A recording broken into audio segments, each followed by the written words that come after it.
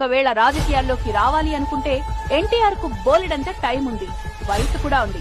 ఇప్పటికే టీడీపీకి ఆశాకిరణం ఎన్టీఆర్ఏ అనే నినాదం చాలా బలంగా వినిపిస్తోంది. మరో వారంలో వచ్చే ఎన్నికల ఫలితాల్లో టీడీపీకి నిరాశే గనక ఎదురైతే పార్టీలో ఎన్టీఆర్ జపం మామూలుగా ఉండదుక. అప్పుడు చంద్రబాబు చాణక్యం కూడా వర్కౌట్ కాని పరిస్థితి ఉండొచ్చని రాజకీయ విశ్లేషకులు సైతం చెబుతున్నారు. అదే జరిగితే చంద్రబాబు వ్యూహాలన్నీ దెబ్బతిన్నట్టే లెక్క.